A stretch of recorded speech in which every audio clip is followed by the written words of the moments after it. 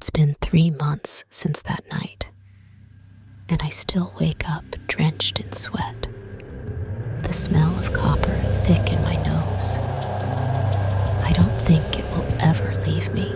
I was driving home from a late shift at the hospital. It was just after midnight. The roads were empty, and a thick fog had settled in. The kind that clings to your windshield and swallows the world whole. I kept my eyes glued to the yellow lines, focusing on the rhythm of the bumps beneath my tires, trying to stay awake. That's when I saw it. A car flipped on its side, smoke curling up from the engine. I slammed on my brakes, heart pounding, and pulled over. I'm a nurse. It's my instinct to help. I grabbed my phone, dialed 911, and ran toward the wreck. I could hear a woman's voice, panicked and raw, crying out, "Help! Please help!" I climbed over the crumpled metal and peered into the broken window. She was hanging upside down, held in place by the seatbelt, her face a mask of blood and fear. "Hold on," I told her. "I'm going to get you out." The smell of gasoline was overpowering, mingling with the stench of burnt rubber and blood. My hands were shaking as I reached in to release her seatbelt. That's when I saw them. 2 kids in the back, no older than 10. They weren't moving. I felt bile rise in my throat, but I swallowed it down. I had to stay focused.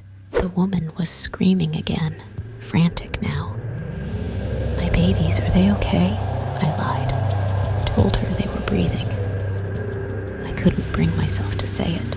I fumbled with the buckle, finally freeing her, and she collapsed into my arms, sobbing.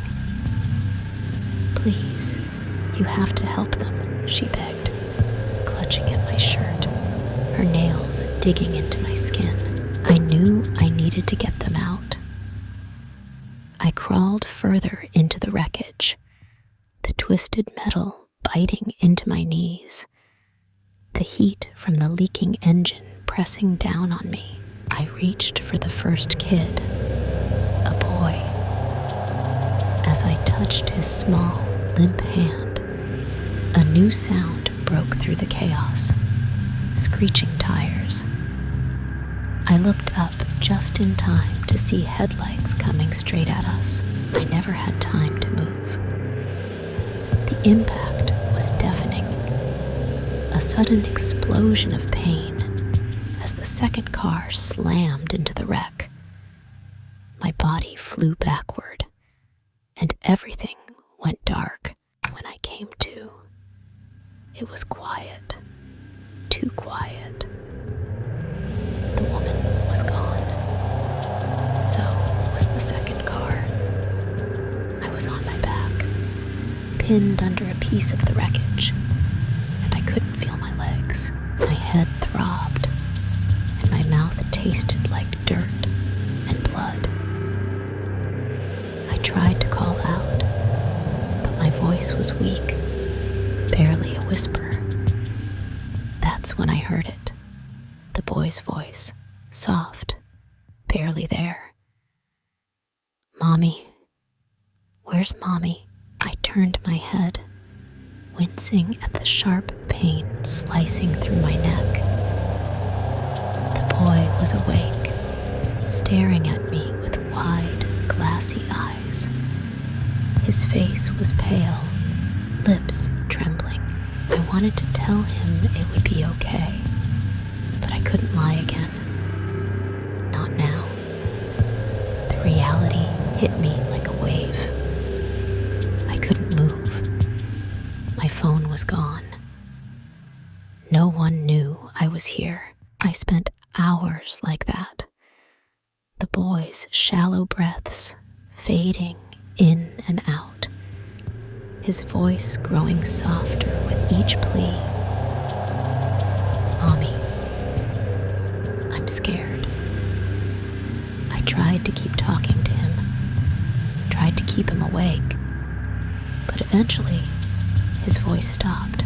I've never felt more helpless in my life, trapped there, unable to do anything but listen to the silence settle in. The police found us the next morning. I don't remember much after that.